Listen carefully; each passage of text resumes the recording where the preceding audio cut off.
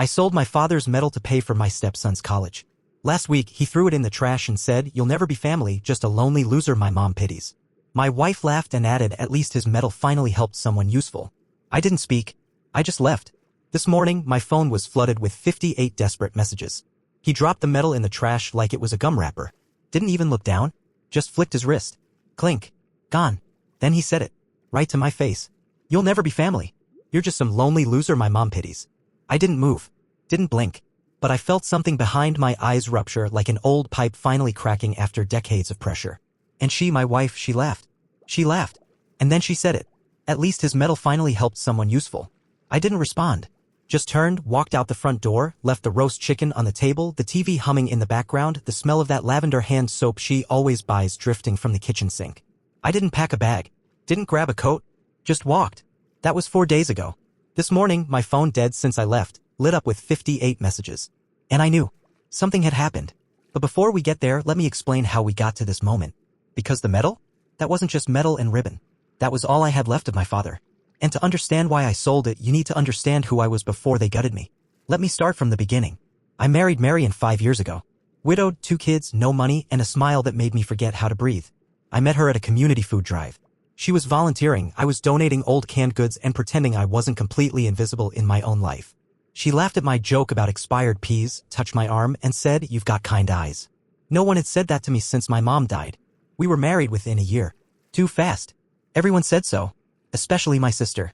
"You're marrying a situation, not a woman," she warned. "Be careful. People like that, they know how to smile while they drain you." I didn't listen.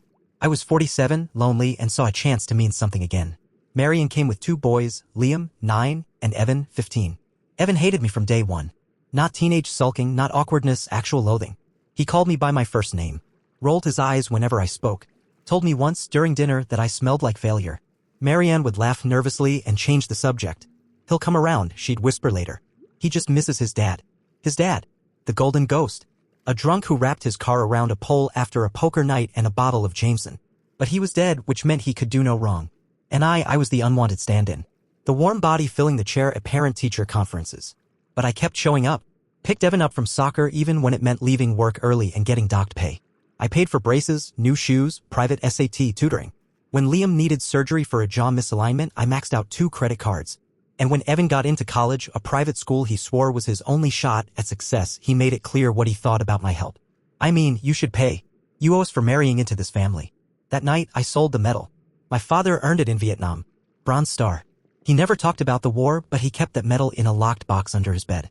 After he died, it was the only thing I took from the house. I didn't want the furniture or the tools or the dusty photo albums. Just that medal. It smelled like gun oil and tobacco and something else, regret, maybe. I had it framed once. Then I moved it to a drawer. Eventually, it ended up in my closet next to old tax files and a shoebox full of warranty cards. Still, I never considered selling it. Until that day, Evan got his acceptance letter. Marian cried with pride. I was happy too for a moment. Then the tuition figures came in. Even with loans and aid, the gap was brutal. My savings were gone, drained during the pandemic, and then again when Liam's medical bill stacked up. Marianne's job barely covered groceries. And Evan? He said, "You'll figure it out." I did. I sold the medal to a private collector in Portland. He offered $18,000. Said it was one of the best preserved he'd seen. "Your dad must have really cared for it," he said, handing me the check. I nodded and left. Didn't even cry. Just walked to my car and sat there for 10 minutes, feeling like a man who had just auctioned off his last anchor. Evan never said thank you. Not once. Last week, I came home from work early. Marianne was on the porch sipping wine, scrolling her phone. I waved. She barely looked up.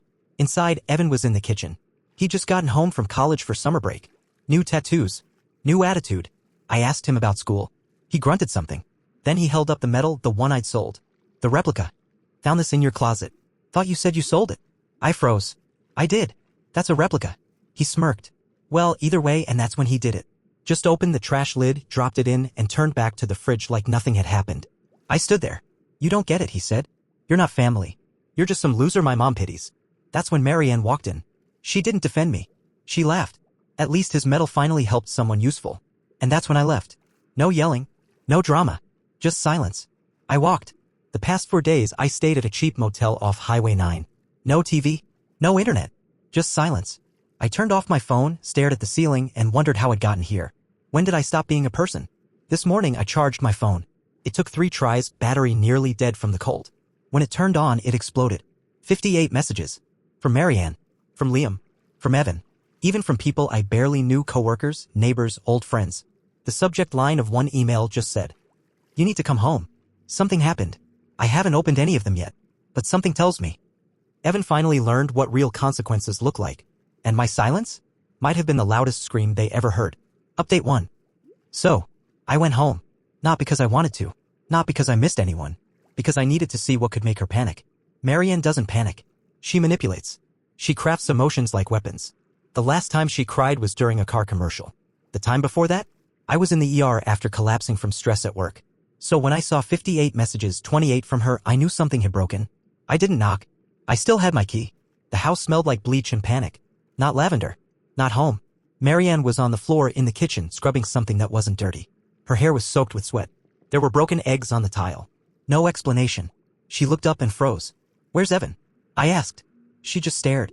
"Where's he?" She swallowed. "He left. I think he's in the city. He took my car." I stepped over the eggs. "And the metal?" She didn't answer. Instead, she said, "You need to check Facebook." So I did. Someone leaked the clip. A video. 2 minutes, 11 seconds. Evan at a party. Not just drunk, obliterated. Holding court like a king of dirtbags. Laughing about how he milked his stepdad's war fetish to get into school. Mocking my dad. Calling the Bronze Star just some old war junk for mouth breathers. Then the punchline. He pulled out the replica medal. The one he trashed. Held it up to the camera like a joke prize. "Spoils of pity," he slurred. "Bought this off Etsy to mess with the old man. Told him it was back from appraisal." Dumbass believed me. Someone laughed off camera. Then Evan added, "Honestly, Marianne's just using him for bills." Said once, "Soon as Liam graduates, I'm done pretending." I watched it 5 times. Then I looked up. Marianne was crying now. Ugly. Mouth open. Wet gasps. "Please." I didn't know he recorded that. I didn't mean it like he twisted my words. I didn't respond. I just walked upstairs. Liam was in his room. Door open. Sitting on the floor next to a half-packed suitcase. He looked up when he saw me. "I didn't know," he said quickly. "I swear. I thought Evan was just being." "Evan." He was shaking. "He said you left for good. Said you didn't care about any of us." I sat down across from him. Didn't say anything for a long time. Then I said, "You're almost 18. You get to choose what kind of man you want to be." He nodded. His eyes filled up, but he didn't let them fall. He looked like he wanted to say more, but didn't. And honestly, that was enough.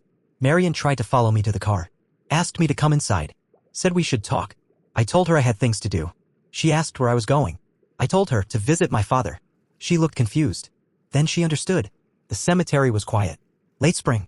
Flowers starting to peek through the hard earth. I sat beside his grave and placed the replica medal in the grass. I told him everything. The real medal. The party video. The silence. I asked him what he would have done. No answer, obviously. But I think I knew anyway. He would have burned it all down. When I got back to the motel, there was a new message waiting in my inbox. From the dean of students at Evans University. Apparently, the video spread faster than fire. Alumni saw it. Donors saw it. Veterans organizations definitely saw it. Evans Scholarship? Funded by a military family endowment. The dean's exact words, "We are conducting a review of Mr. Russell's academic standing and eligibility for continued enrollment." Translation? They're coming for him. And here's the twist. I was one of the donors.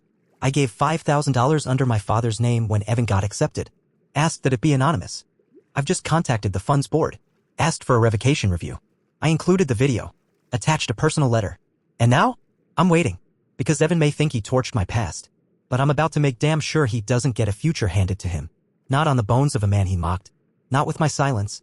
Update 2. It took him 2 days to find me. I didn't hide. Just didn't tell anyone where I'd gone. Same motel. Same dusty parking lot. Same chair by the vending machines where I sat every morning with burnt coffee and a cigarette I never lit. He pulled up in Marianne's SUV, tires screeching, windows down. And then Evan. Shirt wrinkled. Eyes bloodshot. Mouth already mid-rant. "You piece of shit," he shouted, stepping out. "You ruined my life." He had the video on his phone. I could see it playing behind his sunglasses as he waved it around like a weapon. "They expelled me." Expelled. Do you know what that means? My professors all emailed me like I was radioactive. My internship dropped me. My friends won't talk to me. "You did this." He took a step forward. I didn't move. He jabbed a finger into my chest. "You think this makes you a man? Getting revenge on a college kid? You're pathetic." Then came the tell. The real reason he came. He looked down. Voice softer. Just enough to fake vulnerability. "They cut my funding. Everything. My loan cosigner dropped.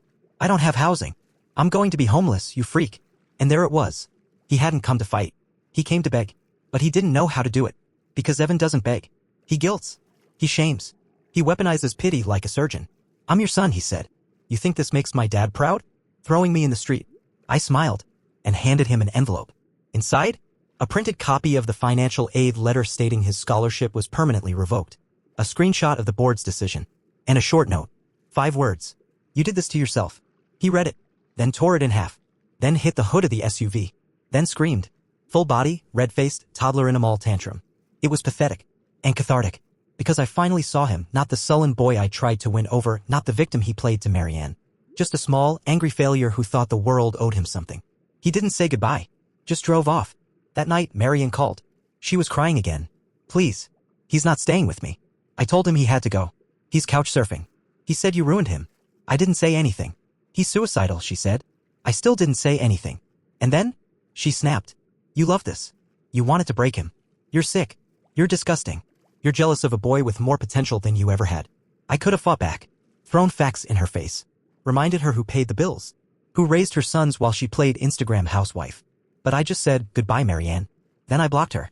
I thought that would be the end. But it wasn't. Because 2 days later, Liam called. I'm not staying here anymore, he said. I packed my stuff. I'm staying with Uncle Ryan for a while. I asked if he was okay. I don't want to turn into them. That broke me a little. He didn't ask for money. Didn't ask for help. Just wanted out. He texted me a photo later. His suitcase. A bus ticket. And the words. Thanks for teaching me what a man is supposed to look like. And now? Now I'm planning something else. The real medal? The one I sold? I've located the collector. Offered to buy it back. He agreed for triple the price. Said he'd kept it in pristine condition because it felt like it still had weight. He was right. It does. But it's not coming back to my closet. I've made arrangements with the local VFW hall. My father's name will go on a plaque there. The medal will be displayed in a glass case under his name. His story. His honor. Not as a family keepsake, but as a public monument. A reminder that men like him existed. That men like Evan don't get to erase that. Update 3. He showed up at the VFW hall. I didn't even think he knew where it was. Didn't think he'd care. But somehow Evan always knows how to sniff out the exact moment when something's not about him so he can crash it. It was the dedication ceremony. Small, quiet, maybe 20 people. A few old vets. Some local officials. My father's name freshly engraved on the new plaque right under a spotlight. The bronze star in a glass case beneath it cleaned, restored, shining like it had never seen my hands. Zoe, the woman I've been seeing, was standing next to me, holding my hand. Her dad served 2 Army Iraq. She was the one who helped me pull this off, who reached out to the hall commander and got them to approve the memorial. I was halfway through thanking everyone when I saw him. Evan. Standing in the back, hoodie up, eyes bloodshot. It felt like someone had dropped ice water down my spine. I didn't stop speaking. Just locked eyes with him, then turned back to the crowd. Afterward, he waited outside. Didn't yell this time. Didn't threaten. Just stood by the vending machine near the parking lot. Head low like some lost teenager who accidentally wandered into the wrong building. I walked over. Zoe stayed inside. He looked up, and for the first time, his face wasn't smug. It was gray. You made your point, he said. I stayed quiet. He kicked at a bottle cap. I'm sleeping in my friend's garage. Silence. No heat. No shower. My girlfriend dumped me. My old roommate said I'm toxic. My professors won't even answer my emails. I tried to apply at Starbucks and the manager laughed when she saw my name. I waited. He looked up. Do you feel good? Did it fix anything? And maybe this is the part where I'm supposed to break. To soften. To open the door. But I didn't. Instead, I said, the only thing I feel is relief. That stunned him. You ruined my mom, he said softer. She cries every night. She says you broke everything. I nodded. Maybe. Or maybe I just stopped fixing what she kept smashing. That's when the venom came back. His spine straightened. You know what? I hate you. Good, I said. It means you'll remember me. He took a step closer. You think you're some hero now? Because you got a medal in a box and a bunch of old men clapping for a corpse? You think that erases the fact that you abandoned us? I stepped even closer. No, I think I'm a man who finally buried the lie. He blinked. What lie? That you were ever my son. He left. Didn't say goodbye. Didn't yell this time either. He just walked down the sidewalk, hoodie drawn tight, until he disappeared behind the corner liquor store. I haven't seen him since. But I hear things. Liam texts. Says Evan's been couch hopping, trying to get back into a community college. Marian tried getting him a job through a family friend. Didn't last a week. He keeps telling people he was sabotaged by a jealous stepdad. He's rewriting history, of course. In his version, I'm the monster. The bitter old man who couldn't handle a confident young guy with a future. That's fine. Let him tell it. Let him build his mythology. Because the truth is carved in stone now. Literally. My father's name. His story. His medal. It's public. It's permanent. And Evan? He's a ghost in a story that no one's reading anymore. As for Marianne, she filed for divorce last week. I didn't contest anything. Didn't ask for the car or the house or even the stupid espresso machine I paid for. Just told my lawyer to make it fast and clean. She tried to call once. Left a voicemail saying, I was lonely. Okay? You made it so easy to just let things go. Yeah. That's what I did too. Let things go. Zoe and I are looking at a cabin property up north. Nothing fancy. With stove, tall trees, a river you can hear from the porch. She wants to raise chickens. I want to build a workshop. Liam might come visit this summer.